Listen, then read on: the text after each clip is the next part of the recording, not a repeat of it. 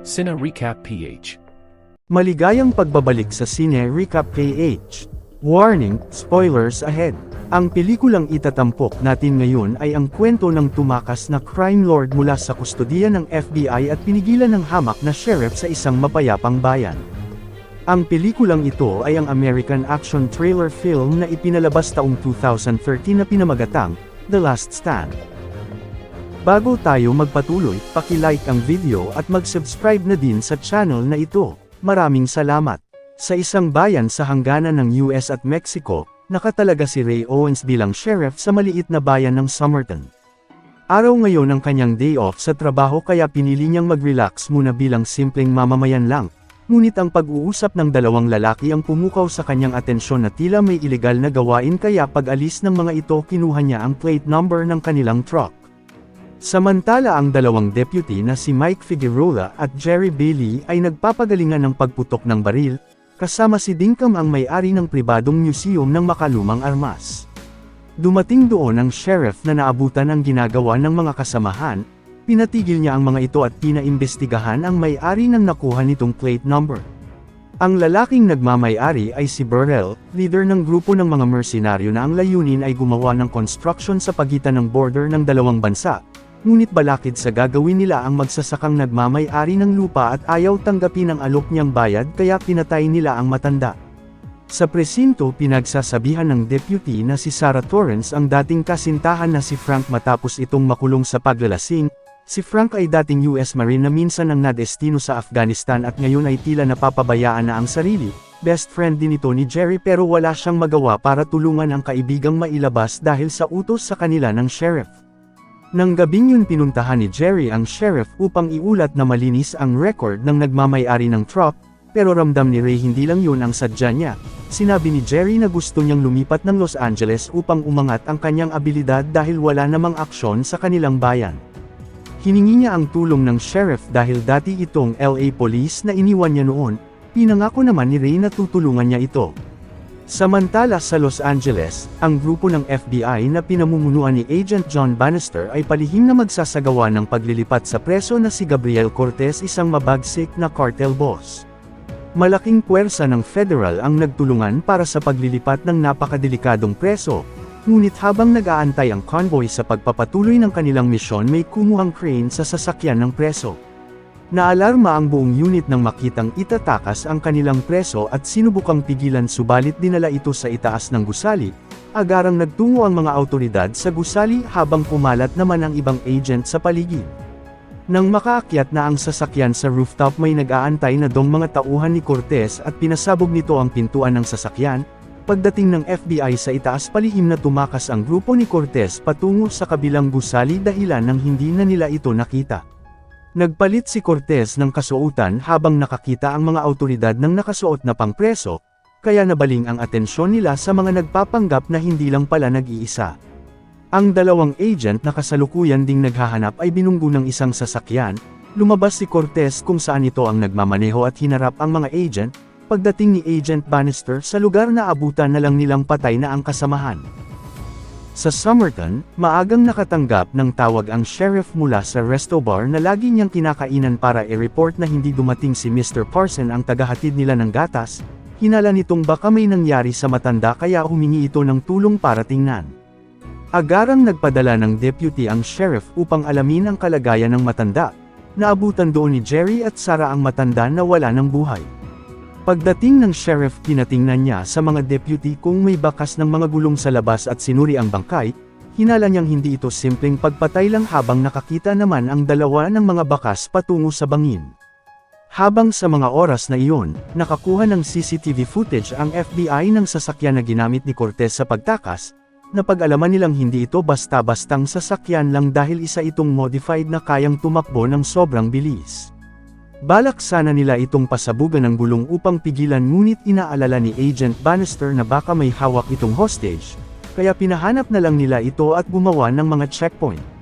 Sa isang police checkpoint dumating si Cortez, sinubukan itong parahin ng officer pero tinakasan niya ito maging ang mga sasakyan ng pulisya na hinarang sa daraanan niya.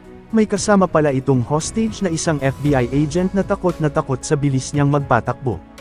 Sa FBI headquarters pinaniniwalaan ni Agent Bannister na malabong makatawid ng Mexico si Cortez, ngunit ipinagtataka ng isang agent kung bakit ito hindi gumamit ng helicopter sa pagtakas. Mas mabilis pala ang sasakyan nito sa helicopter at sa pagkakaalam din ni Agent Bannister dati itong magaling na racer mula pa sa kanyang pagkabata. Nakatanggap din ng tawag ang agent mula kay Cortez na bihag nito ang isa sa kanilang agent at nagbantang papatayin ang bihag na agent kung hindi niya patigilan ang mga tauhan. Kinalaunan natagpuan na ng helicopter ng FBI ang sasakyan ng takas, may nakaabang na ring barikada ang mga pulis sa kalsada kung saan ito dadaan na nakahanda na. Ngunit may kontak palang mga mersenaryo si Cortez upang linisin ang daraanan niya. Pinaulanan ng mga ito ang mga pulis na nakabarikada na agarang ikinasawi ng iba kaya napilitan na silang umatras. Isa ding sasakyan ang bumunggo sa nakabarikada dahilan ng mabilis na nakalusot si Cortez na ikinadismaya ni Agent Bannister nang mabalitaan ang nangyari. Habang patuloy sa pagtakas si Cortez, isa lang palang nagpapanggap na hostage ang agent na kasama niya dahil binayaran niya ito upang tulungan siyang makatakas. Dahil patuloy pa din silang sinusundan ng helicopter ng FBI, tinakasan niya din ito gamit ang night vision na nakakabit sa sasakyan. Sobrang dismayado ang FBI agent na wala na silang mata kay Cortez. Naghanap ito ng mga posibleng daanan ng takas kabilang sa nakita nila ang bayan ng Somerton na malapit sa border ng Mexico. Tinawagan ng agent ang sheriff upang balaan sa nakatakas nilang preso na kung mapadaan sa bayan wag nang makisali dahil nagpadala na ito ng SWAT team para sa paghuli sa sospek, pero pinatayan siya ng sheriff dahil abala din ito ngayon. Sa pagpatuloy ng pag-iimbestiga ng dalawang deputy natagpuan nila ang mga mersenaryo na tila may ginagawang construction at inireport sa sheriff ang nadiskubre. Pinigilan sila ni Ray na kumprontahin ang mga ito nang sila lang. Ngunit nang subukang tumawag ni Sarah napansin ni Jerry ang lalaking papalapit sa kanila. Bigla siyang pinaputukan nito na ikinagulat din ng kasamahan, pero bago pa ito mapatay nagpaputok din si Sarah upang iligtas ang partner. Nakipagbarilan sila sa mga mersenaryo ngunit may dalang malalakas na armas ang grupo. Tumawag na si Sarah ng backup upang humingi ng tulong. Pinatay din ng mga mersenaryo ang lahat ng ilaw sa lugar dahil may gamit pala silang night vision. Sinubukang bumalik ni Jerry ng sasakyan ngunit tinamaan siya ulit. Pinaulanan din ng mga mersenaryo si Sarah sa sasakyan at binalak tuluyan si Jerry pero dumating ang sheriff at iniligtas ang dalawa bago pa sila tamaan ang pagsabog.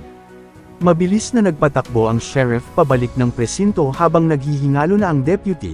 Pagdating nila doon binawian na ng buhay si Jerry na ikinalungkot ng lahat maging si Frank nang malaman ang nangyari sa kaibigan. Samantala tauhan pala ni Cortez ang grupo ng mga mersenaryo, siya pala ang dahilan kung bakit naroon ang mga ito para sa paggawa ng pagtatakasan niya. Tinawagan din ni Ray ang FBI agent upang humingi ng tulong, hinala niya kasing tatakas ang hinahabol nilang preso mula sa kanilang bayan, pero hindi naniniwala ang agent dahil walang daan doon patawid ng Mexico. Sinabi ng sheriff ang nangyaring sagupaan na nakasisiguro siyang gumagawa ang grupo ng tulay dahil makipot lang ang bangin sa kanila pero hindi pa din naniniwala ang FBI agent. Nang alamin din ni Ray kung sino ang presong takas, laking gulat niya nang malaman na ang crime lord pala na si Gabriel Cortez ang hinahabol nila. Habang patungo na ang SWAT sa bayan ng Somerton, tinawagan ni Agent Bannister ang kapitan upang balaan sa ginagawang tulay. Ngunit naabutan ni Cortez ang mga ito, gamit ang kanyang pambihirang kasanayan sa pagmamaneho na gawa nitong mapabagsak ang dalawang sasakyan ng SWAT at nagpatuloy sa pagtakas. Sa bayan hindi sang-ayon si Mike na tumulong sa paghuli sa takas dahil hindi nila yun problema, pero inaalala ni Ray na magiging problema na nila ngayon pag nagtungo ito sa kanilang lugar at siya din ang dahilan kung bakit namatay si Jerry. Inaalala kasi ni Mike na hindi basta-basta kalaban si Cortez dahil may sarili itong army. Hinayaan na ito ng sheriff at balak lumaban kahit mag-isa pero kahit ganoon gustong tumulong ni Sarah sa laban alang-alang sa sinumpaan nilang tungkulin. Nag-alok din si Frank na tumulong para may dagdag silang tao at para na din ipaghiganti ang kaibigan, tinanggap naman ito ng sheriff at pansamantalang ginawang deputy officer. Sa FBI may nadiskubre si Agent Bannister, pinaimbestigahan niya ang pananalapi ng lahat sa loob ng kanilang dibisyon dahil hinala niyang may nagtip kay Cortez bago ito ilipat. Habang naghahanda na ang mga deputy kulang sila sa gamit para harapin ang mga mersenaryo. Humingi ng tulong ang sheriff kay Dinkham na may imbak na mga armas pero may kondisyon ito sa pagpayag. Ibinigay ng sheriff ang kondisyon niya na magiging bagong deputy ito ng bayan, kaya pinakita ni Dinkum ang nakatago niyang machine gun na ikinagulat nila kung saan niya ito galing saka naghanda ang lahat sa gagamiting armas ng bawat isa. Kasalukuyan na ding naghanda ang FBI para personal na magtungo sa hangganan ng US at Mexico. Nakakuha ang mga ito ng larawan mula sa satellite na may ginawang tulay sa Somerton sa pagitan ng border na ikinagulat ni Agent Bannister na totoo ang sinasabi ng sheriff. Kasalukuyan namang pinag-iipon ng sheriff ang lahat ng sasakyan upang harangan ang kalsada sa gitna ng bayan. Matapos nilang makagawa ng barikada agarang pinaghanda ng sheriff ang lahat para sa kanya-kanya nilang posisyon, naghahanda na rin pala ang mga mersenaryo para sa kanilang misyon. Nang makita ng grupo ang barikada sa daanan, pinasuri ito ni Burrell sa mga tauhan habang nagtatago si Mike sa gitna ng mga sasakyan. Bigla ding dumating ang nagtitinda sa kainan, pinaalis ni Mike ang babae pero balak itong barilin ni Burrell kaya inunahan na niya ang mersenaryo dahilan ng pinaulanan siya ng bala ng grupo. Hindi pa nakontento si Burrell, pinasabog niya ang sasakyang pinagtatagwan ni Mike, pero nakaligtas ito at binawian sila ng deputy na ikinagulat ng grupo ngunit tinamaan si Mike ng sniper, ginanti naman ito ni Sarah at nagawang mapatay ang mersenaryo. Subalit siya naman ngayon ang pinunterya ng grupo, pero may dumating na bus na minamaneho ni Frank, dumiretso ito sa harapan ng mga mersenaryo at nang makapwesto bumukas ang pinto ng likuran kung saan naroon ang sheriff na pinaulanan sila ng bala gamit ang machine gun ni Dinkum. Matapos ang pamamaril hinarang nila sa daan ang sasakyan, may nagpaputok din sa kanila mula sa itaas kaya pinuntahan ito ng sheriff. Nakipagpalitan din si Frank ng putok sa mga mersenaryo, tinulungan na ito ni Sarah dahilan nang nakita siya ng kalaban at binalak puntahan, nang makita ito ni Frank babalaan niya sana si Sarah ngunit wala silang radyo. Napilitan na si Frank na puntahan ito habang isinama naman ng sheriff ang mersenaryo sa itaas sa pagbagsak at nagawa ding mapigilan ni Frank ang kalaban na banta sa buhay ni Sarah. Sa labas habang nakikipagbarilan din si Dinkum nalaglag ang hawak nitong baril, pero gamit ang flare na patay niya ang mersenaryo na nakasagupa at tutulungan sana si Mike ngunit tinamaan din ito. Sa pangunguna ng sheriff nagtulungan sila ng kasamahan para tulungan si Dinkum habang kino-cover niya ang mga ito, wala na din ang kalaban na kinakaharap niya doon.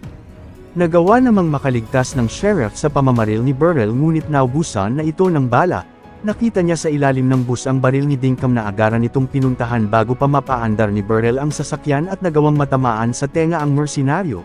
Sinubukan pa din itong lumaban kaya tinuluyan na ito ng sheriff. Pagkatapos balak niya sanang igit na sa daan ang bus, ngunit ayaw na itong gumana dahilan ng pagdating ni Cortez na kalusot ito sa ginawa nilang barikada.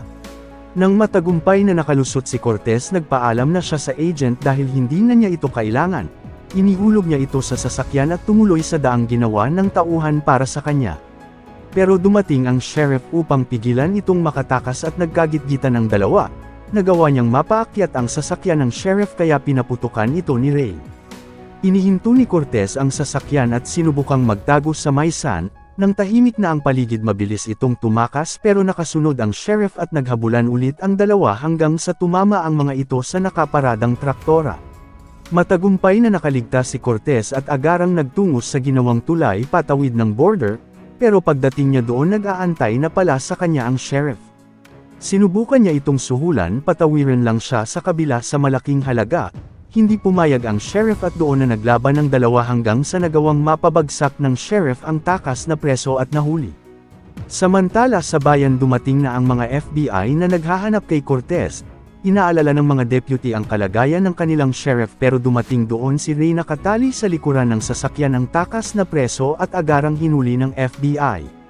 Nakarating din doon ang agent na kasabwat ni Cortez na nagpapanggap na nakatakas, pinahuli din ito ni Bannister matapos malaman nila ang totoo mula sa kanyang bank account na ibinayad ni Cortez. Sa huli, kinausap ng agent ang sheriff para humingi ng pasensya sa pangmamaliit sa kanya. Humanga din ito sa ginawa niya para mahuli ang kanilang takas. Nang ibabalik na din ni Frank ang tsapa sa pagiging deputy, hindi na ito kinuha ng sheriff dahil isa na siya ngayon sa kanila na tagapagpatupad ng batas sa kanilang bayan.